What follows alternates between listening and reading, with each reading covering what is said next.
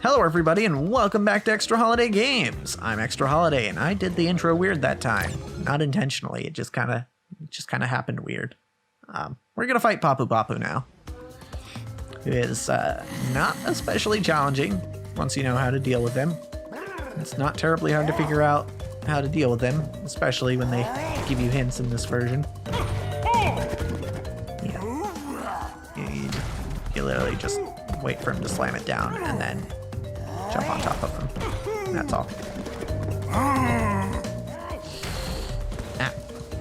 Okay. Sometimes you bounce off him, but that's fine.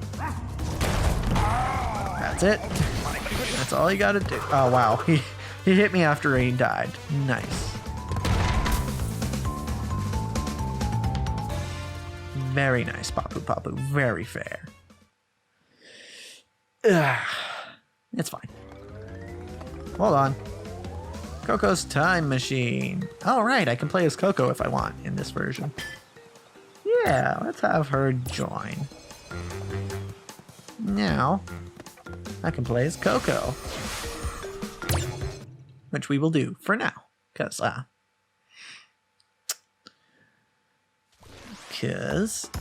wait, okay, nothing here. You know, it's nice mixing it up, you know. I think Crash kind of has the better set of animations in at least this game, if not both, or all three. But again, it's like in the original version, you couldn't play as Coco in Crash 1, largely because she wasn't in Crash 1, like at all. She was introduced in Crash 2. But yes, in this version, they're like, hey, why not let you play as Coco? Because in Crash 2 and 3, she basically, like, when she's... Whoa, I couldn't see for a second. Alright. Fuck. Alright, it's fine. Crash 2 and 3, when you're just playing her on foot and, you know, she's not, like, in a vehicle or anything, she plays pretty much exactly the same as Crash does, so... Makes sense that you could just, you know, kind of, since her playstyle's the same, you can just kind of insert her into the same levels. Alright. Okay. Alright. Alright. Cool. Got it. Not sure what that trophy's for, but I'll take it. And yes, I am playing this on the app PS4. I hear you can get a better frame rate on the PC version, but I still don't really have a good way to record stuff on my computer, so like I can't even with this mic and, you know, specifically the audio interface I'm using, I actually can't record on my audio on my desktop, which is what I would be playing it on, because there's no way my laptop could handle this game. Because it's just a laptop, it's not good. But yeah, so I can't really record PC games all that well. So if I could, I would, but I cannot. See, slip there. I feel like that was definitely a jump that I would have made if not for this version of the game. But that's fine. Right? It's not a big deal. Where were the other two? Okay, well, I guess I'm not getting all the boxes in this level. Yeah, I'm starting to think maybe not even gonna go for the true ending on this one. So I don't know. There's a lot of backtracking in these games, and I don't know that I want.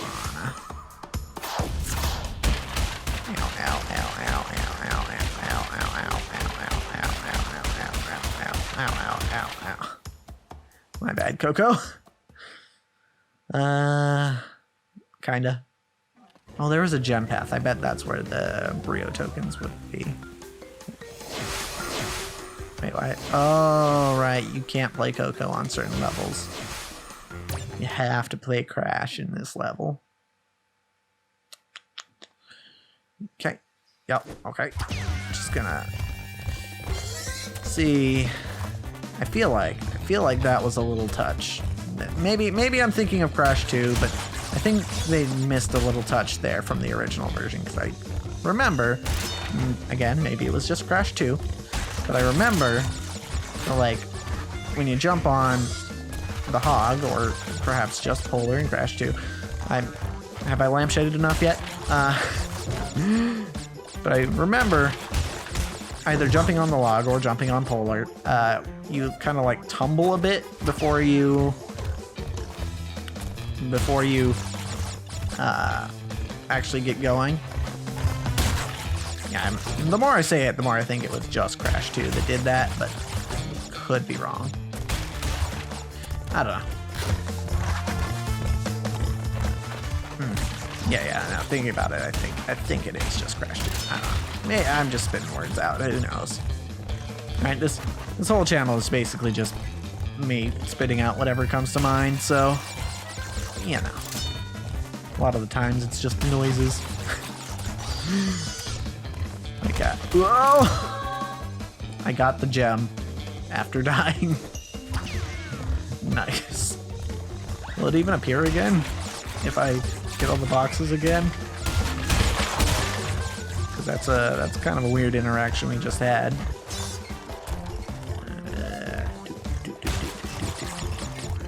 I feel like this is one of the things that Crash did pretty well compared to its contemporaries. You know, talking like Mario 64 or Sonic Adventure. I guess Sonic Adventure did a decent job of it. What I'm trying to say is that this game has a few different varieties of playstyle, and you got your regular levels, like, you know, the first level, and you got your more vertical levels like this one, and the Great Gate. You got levels where you ride a hog, which is pretty neat. The reason I say the Sonic Adventure games also, I mean, they also have variety, but it's arguable as to whether it's good variety or not. Just be honest with me. Did you actually enjoy playing as Big in Sonic Adventure 1? Because I don't think you did. Okay, thought I could jump over that. That's fine. But like Mario 64 is like, well, I guess you have some. You know, I just played Mario 64 on this channel, so I can remember, like, you know, you've got the levels where you're just flying around in the wing cap, but like even then, you know, there are some times where you're what? Why didn't the spin work there? There, even in the like wing cap levels, it's not like you permanently have the wing cap. You just have a bunch of boxes with the wing cap in it, and if you run out of the wing cap, you run out of the wing cap like you do in any other level. Like, it would be comparable if in this game, like, you had to like keep picking up boxes that had hogs in them to keep going on the hog. Otherwise, you would be playing normally. In fact, that level would probably be a lot easier if you were playing normally. But yeah. And like, there were water levels in Mario 64. Oh, is it fair to compare Crash 1 with Mario 64? They came out around the same time, right? But like, I don't know. Oh, slipped. It's fine. Like, I feel like, I don't know. I feel like there was still at least like a couple of years between those games. I want to say Mario 64 was 93. I could be wrong. And I know this game is 96.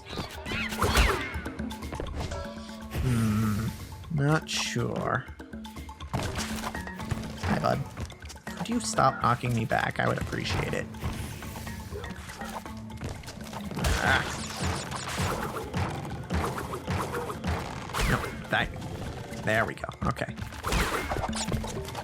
Alright. Alright.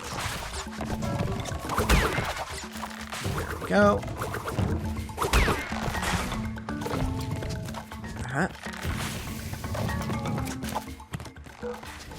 Nice and easy here. Whoa! I find it kind of interesting that I'm playing this game, like currently the two games I'm playing are for the channel are this one and Bloodborne. Because if y'all remember what happened when, whoops, I thought I was gonna avoid that. If y'all remember what happened when this remake came out, 2018, I believe it was.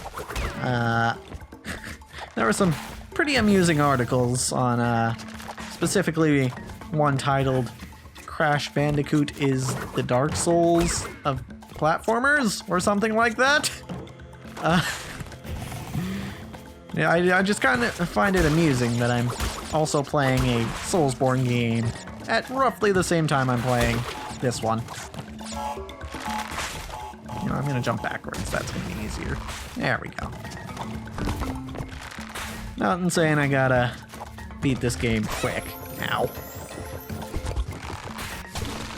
Nah, my speed runs, those are in a different game, which is also, I guess, the third game I'm playing for this channel. Even though I'm not really playing it for the channel, I'm just kind of doing it, and I decided, hey, if I'm doing speed runs, I might as well record them right, so that I can put them on the leaderboards and stuff. Which reminds me, I should check the Mega Man leaderboards again to see if they actually finally approved it, my run. Because I applied. Hey, that's not the right word. I submitted. Yes, I submitted my run like 3 weeks ago. And I checked like last week, and they still hadn't approved it. And I was kind of bummed. I don't know. They haven't like told me. They haven't like sent a message to me saying what was wrong with it or anything. So I don't even know if like I'm just waiting for it to be approved, or whether it's not going to get approved. And meanwhile, I have other runs I've been posting that are just better runs, better times, and I was kind of waiting to submit those until the first one got done, because I don't want to like overload them with every run I do. I don't know. It's a weird conundrum. But, I don't know. I'm sure it'll work out. Been having a lot of fun speedrunning. Not this game. Again. Just Mega Man X. That's the one. But, yeah, it's one of those things that, like, at one point I never thought I would be able to do. But then, after I played it for this channel, I was like, you know what? Actually, like, I went and I like totaled up the time of all the episodes. Like, that wasn't even a speed run. The first run I did on this channel, right? I just did that to play the game for the channel. But yeah, I totaled up all the time, and I'm like, wow, that's only like 2.5 hours worth of footage that I have here. I could, I checked the leaderboards for it, and I was like, world record, 31 minutes. Okay, all right, that's a lot faster than I did it, but like, it's definitely not the 6 or 7 hours it typically takes people on their first try. And so I was like, maybe this is something I could do, And I watched some, as mentioned in my Mario 64 playthrough, I watched some Family Jewel speedruns, and it kind of showed me that, like, yeah, even like a personal best or a world record, even those aren't perfect runs. So like, it's not like you have to have a perfect run to have a good run. You just gotta have a good run. That's all.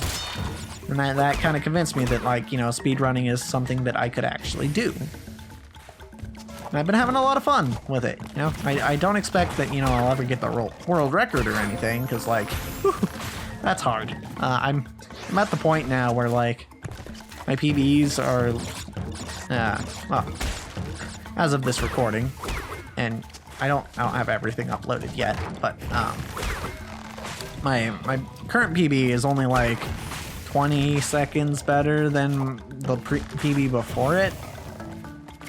So, ow. So I'm like, not really. And like, I only have a couple of safety strats left to pull out of my route, so I don't have high hopes that like I'll end up being the best in the world someday, and that's not even really what I ever was shooting for, because I felt like, so I guess to tell the story, my first time trying to speedrun Mega Man X, the first time I was like, okay, this is something I could maybe actually do. I tried to just like brute force it, right? Like I tried to like damage boost as much as possible and just kind of like ignore as many enemies as possible. And like I tried to brute force it, and it just didn't work out. I died like 8 times, probably more than that. And eventually, I didn't even finish the run. I was like, this is awful. I need to not do what I'm doing right now. And so I went, and the next time, you know, I went and tried it again, and you know, I was a little more cautious. I was like, all right, well, so let's do some safety strats. And the first time I wasn't, you know, picking up any upgrades or anything. I'm like, okay, let's just pick up everything that I would normally pick up in a normal run through this game, and just see how quickly I can do it that way. And, you know what? It was fine, you know, and I believe that's the first run that went up on the channel. Was technically my second run of Mega Man X, but the first run I didn't even finish. That's death. But yeah, that was my second run, and you know, I learned, you know, like, all right, so it's okay to have safety strats, and you don't want to just try and brute force everything until you got like, you know, good muscle memory. I forgot where I was going with this story, but point is, it's a process, you know. Oh, right, I was talking about what my goals were. And so, yeah, the first time I tried, and when I tried to brute force it, I was like, okay, I'm gonna try and beat the world record. I'm gonna go straight for that record. And that's why I was trying to brute force it, because like I watched the 31-minute world record by Walrus Prime, and I was like, okay, this is what I need to do. I just need to be good, you know, just need to get good, as they say. Right, I was like, oh, so on my first run, I'm like, I'm gonna beat the world record. Not even close. And that was when I was like, took a step back and was like, okay, you know what, maybe let's not shoot for the world record first time around, because it's probably not happening. Ow. That's tricky. 3 in a row is tricky. And I was like, okay, you know what? Let's shoot for, let's just, the second run was just like, okay, just how quickly can I do it? You know, in just doing everything the normal way. You know, not taking too many risks. And it turned out to be like an hour and a half. It's like, okay, that's a solid time. It's faster than I did it in, you know, my regular run when I wasn't trying to speed run it. So, you know, that's good. I like that. And then after that, I was like, okay, can I do it in less than an hour and a half? And I think my next run was like an hour 17. And I was like, okay, good. I got that goal. Okay, my next goal is sub 115, you know, sub an hour 15. And then I did another run, and I got that, and I was like, okay, you know, this is feeling good, right? We're setting little goals for ourselves. We don't necessarily have to go, like, huge jumps each time. And so, yeah, I just, each time I got a PB, and, you know, I met one of my goals, I was like, okay, let's just adjust it a little bit. Let's not get too crazy. Let's just adjust it a little bit, and you know, that's been a formula for having a lot more fun than just shooting straight for the world record. Yeah, my current goal is sub 45. Because my current record is 46 something. And okay, thought I was gonna die there, so I didn't bother trying to jump too high. But yeah, 46 something current record. And like that run had a lot of space to do better. That's the other thing about speedrunning that I've been noticing is like half of my PBs, at least half of them, have been runs where I was like, you know what, I should just reset. Like at this point, this is so awful, I should just reset. But like the last one I did, the one where I got 46 something, I was red the whole way through, and you know, if you don't know what that means like I was behind the curve the entire way. And I was just like, okay, you know, this probably isn't gonna be a PB, but whatever. And then it was just red all the way through, and then I shaved a minute off the final boss. And it was like, oh, okay, well, that just made it a PB. Just that one section, shaving that 1 minute off that one boss, made it a PB. It's like, oh, right, and that's why I've kind of adopted this strategy in speedruns of just never reset. Never reset. Because there are so many times that's happened in my speedrunning where like I feel like, okay, there's no way this is gonna be a PB. I'm just gonna, you know what, I'll just keep going to practice, you know, I'll finish it off because, you know, the part I'm worst at is the end, right? And, you know, makes sense, it's the part you've played least. Damn it. And so yeah, I was like, alright, we'll play. We'll just play it out, you know, and then I end up, you know, beating my previous record, and I'm like, all right. God damn it. All right. Yeah, so it's a moral of the story in speedrunning and in other things. Don't give up.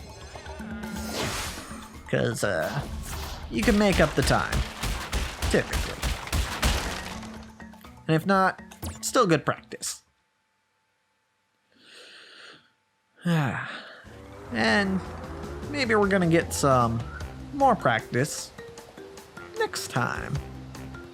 Because, as for this episode, that's a wrap.